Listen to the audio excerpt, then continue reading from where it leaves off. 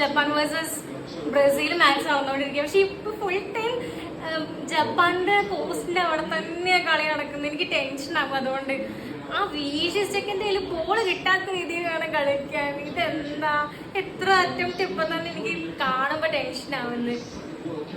ഇന്നാണെങ്കിൽ blue jersey അല്ലാണ്ട് വൈറ്റിട്ട് വന്നിരിക്കുന്നു. എല്ലാം കൂടെ എനിക്ക് ടെൻഷനാവുന്നു. അടിക്കിങ്ങോട്ട്. ഞാൻ പറഞ്ഞത് കേട്ടോന്നറിയാൻ വയ്യ.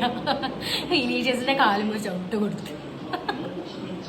ഞാൻ ഈ ഒരു മാച്ചിനുണ്ടല്ലോ എത്ര നേരമായിട്ട് വെയിറ്റ് ചെയ്തിരിക്കുകയെന്നറിയോ.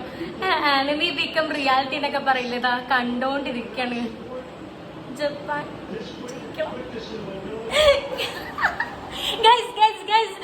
ജപ്പാൻ ഗോൾ അടിച്ചു. ആ ഒരു പോക്കുണ്ടല്ലോ, ബ്രസീലിന്റെ കയ്യിൽ നിന്ന് ബോൾ തട്ടിയിട്ട് ജസ്റ്റ് ആ പാസ് ബ്രസീലിന്റെ കയ്യിൽ നിന്ന് ആ ബോൾ എടുക്കുന്നത് കാണാൻ തന്നെ എത്ര രസമായിരുന്നറിയോ. ഒരൊറ്റ 2 ഗോള്.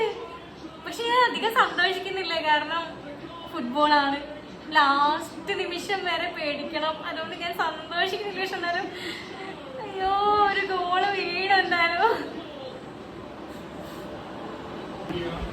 ജപ്പാൻ ആക്ച്വലി ഇപ്പോൾ ഒരു ഗോൾ അടിച്ച ശേഷം ഫുള്ള് ഡിഫൻസിലേക്ക് ഇറങ്ങിയിട്ടുണ്ട്. പക്ഷെ എനിക്ക് ഡിഫൻസിലേക്ക് ഇറങ്ങുന്നതിനോട് തീരെ താല്പര്യമില്ല. കാരണം ഒരു പഴുത് കെട്ടിക്കഴിഞ്ഞാൽ അടിക്കാൻ ചാൻസ് ഉള്ള ആൾക്കാരാണ് അവർ. അപ്പം ഡിഫൻസ് നിൽക്കും വേണം, പക്ഷെ അതുപോലെ അറ്റാക്ക് ചെയ്ത് കളിക്കുന്നതാണ് ഒരു കാണാനൊരു രസം. ഇത് എനിക്ക് ടെൻഷനാണ് ഡിഫൻസിലേക്ക് ഇറങ്ങി കളിക്കുമ്പോൾ. ആക്ച്വലി ഈ ഗോൾ അടിച്ചതില്ലേ സനോ, അവൻ തന്നെയാണ് കേട്ടോ നേരത്തെ വിനീഷ്യസിനെ ഫൗൾ ചെയ്തിട്ട് ഒരു യെല്ലോ കാർഡ് വാങ്ങിയത്. എനിക്കിപ്പോ തന്നെ ഒരു ഹാർട്ട് അറ്റാക്ക് ഉണ്ടായേനെ.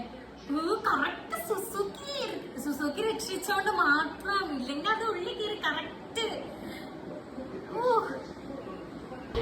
എന്റെ അമ്മ അവിടെ എന്താണ് അവിടെ കൂട്ടത്തല്ലോ. ജസ്റ്റ് എനിക്ക് അങ്ങോട്ട് നോക്കാൻ പോലും പറ്റുന്നില്ല. അമ്മ ഇൻക്രെഡിബിൾ, എനിക്ക് വിശ്വസിക്കാൻ പറ്റുന്നില്ല. ബ്രസീൽ ഗോൾ അടിച്ചു. കാസലറും കുറെ നേരമായി ബ്രസീൽ അവിടെ തന്നെ പഞ്ചിത് കളിക്കാൻ തുടങ്ങിയിട്ട്. സോ ഞാൻ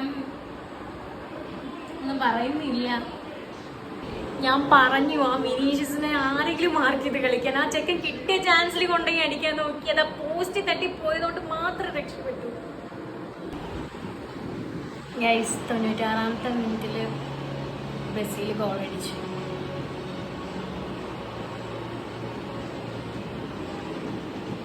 കുഴപ്പമില്ല, എന്നാലും ഇത്രയും